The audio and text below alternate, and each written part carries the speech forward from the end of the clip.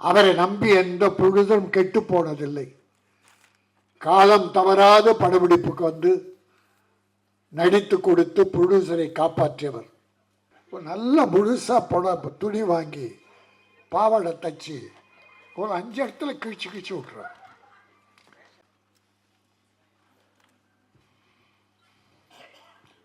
அன்பிற்கும் மரியாதைக்கும் உரிய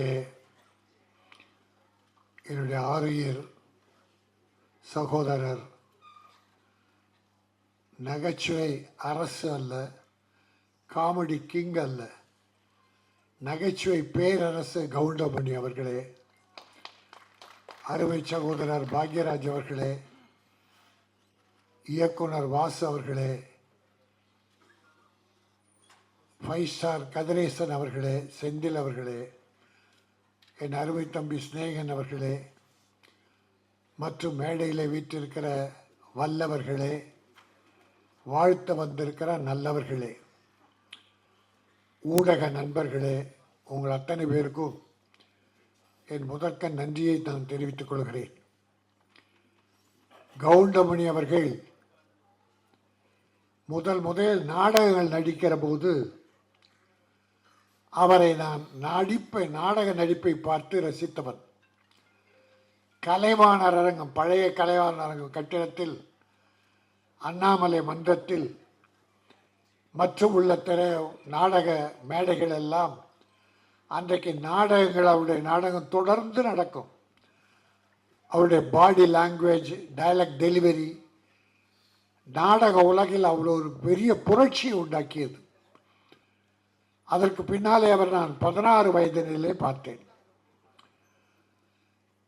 ஒரு அற்புதமான கற்பனையாளர், மக்களை மகிழ்விக்கின்ற ஒரு புண்ணியமான காரியத்தை செய்த ஒரு அற்புதமான மாமனிதர். ஒரு முறை நான் ஐசரி வேலன் கருங்கல் பாளையம், ஈரோடு கருங்கல் பாளையம் போனோம். ராத்திரி 11 மணி. அங்க கவுண்டமணி கிணத்திலிருந்து மீனை புதுசா பிடிச்சி, அங்க இருக்கிற ரசிகர்கள், அவருடைய ரசிகர்கள் மீனை ராத்திரி 11 மணிக்கு பிடிச்சி வறுத்து அப்ப சாப்பிட கொடுத்தா அந்த நேரத்தில் போயிட்டோம். அந்த விருந்தில் நாங்களும் பங்கு கொண்டோம். நான் சில நாட்கள் தான் அவரை சந்தித்திருக்கிறேன், ஆனால் அத்தனையும் பொன்னான நாட்கள். கவுண்டமணி அவர்கள் தமிழ் திரையுலகில் நடிகராக வந்த பிறகு இந்த தமிழ் திரையுலகம் பொற்காலமாக இருந்தது. ப்ரொடியூசர்ஸுக்கெல்லாம் ஒரு பொற்காலம். அதே சமயம் பாக்யராஜ் அவர்கள், டைரக்டர் வாசு அவர்களாம் ஒரு பீரியட், ஒரு காலத்தை தன்னகத்தை அடக்கி வைத்திருந்தார்கள்.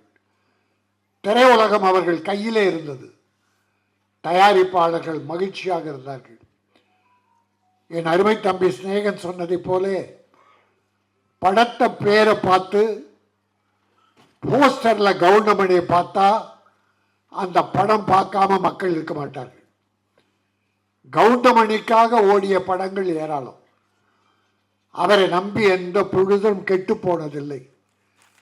காலம் தவறாத படப்பிடிப்புக்கு வந்து நடித்து கொடுத்து ப்ரொடியூசரை காப்பாற்றியவர். தம்பி ராஜகோபால் இயக்கி இருக்கிறார். அவர் ஒரு நல்ல நகைச்சுவை எழுத்தாளர். பல படங்களுக்கு பெயர் இல்லாமலே நகைச்சுவை எழுதி கொடுத்தவர்.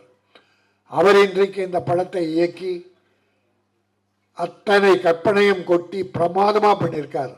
ஒத்த ஓட்டு முத்தையா. இந்த முத்தையா ஒத்த ஓட்டு வாங்குறானே இல்லையோ, ஒட்டுமொத்த தமிழர்களின் உள்ளத்தை கவருவான். ஒட்டுமொத்த தமிழர்களின் நோட்டும் இந்த ஓட்டுக்கு வரும். படம் பார்ப்பார்கள். ஏனால் மக்கள் ரொம்ப அழுத்தமாக இருக்காங்க, மன அழுத்தம் அதிகம்.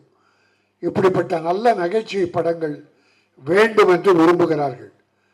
இப்போ பல படம் ஃபெயிலியர் ஆகுது, சில படம் வெற்றி பெறுது. அதில் பார்த்தீங்கன்னா புதுமை, பல பெரிய படங்கள் ஃபெயிலியர் ஆகி சின்ன படம் வெற்றி பெறும். சின்ன படம் ரப்பர் பந்துன்னு ஒரு பேர் சொன்னேன். டாடா, குட் நைட், நிறைய நிறைய படங்கள். அப்போ நம்முடைய என்றைக்கும் evergreen comedy king of king நம்முடைய கவுண்டமணி படம் இன்றைக்கு மிகப்பெரிய வெற்றியை பெறும். ஒரு காலம் பூரா அவர் எல்லா வீட்டிலே இருந்தார். கொரோனா காலத்தில் மக்கள் வீட்டை விட்டு வெளியே போகாத போது அந்த டிவியை திறந்து வீடியோ போட்டு கவுண்டமணி படங்கள் தான் அந்த குடும்பத்தை எல்லாம் காப்பாற்றி மக்களை மகிழ்வித்தது. ஆக எல்லா காலம் அவர் வாழ்கிற காலம் வரை மக்களை மகிழ்த்து கொண்டிருப்பார். அவர் காலத்திற்கு பிறகும் இந்த சினிமா உலகிலே அவர் செய்த சாதனைகள் நிலைத்திருக்கும். பல நடிகர்கள் தலை கனத்தை குறைத்து வருமானத்துக்காக தன்மானத்தை இழந்து இருப்பதை விட கவுண்டமணி அவர்கள் எப்படி இந்த திரையுலகில் நடந்து கொண்டாரோ, எத்தனை ப்ரொடியூசரை காப்பாற்றினாரோ, எத்தனை இயக்குநர்களுக்கு பெரிய மரியாதை கொடுத்தாரோ, அதை போல அவரை வழிகாட்டியாக கொள்ள வேண்டும். இந்த ஒத்தை ஓட்டு முத்தையா தயாரிப்பாளர்களை காப்பாற்ற வேண்டும். டைரக்டருக்கு அடுத்து படங்கள் கிடைக்க வேண்டும். நிறைய நட்சத்திரங்கள் காமெடி நடிகர்கள்லாம் அற்புதமாக போட்டிருக்கார். மியூசிக் 2-3 பாட்டு பார்த்தோம், அற்புதம், நல்லா இருந்தது. மியூசிக் டைரக்டர் வாழ்த்துக்கள். அது ஒரு கவர்ச்சி பாட்டு.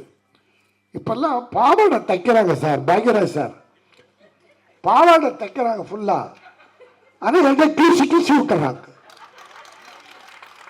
ஒரு நல்ல முழுசாக துணி வாங்கி பாவாடை தைச்சி ஒரு 5 இடத்துல கிழிச்சு விட்டுறாங்க. அந்த பாவாடை துணி மட்டும் தெரிய மாட்டேங்குது. நன்றி, வணக்கம்.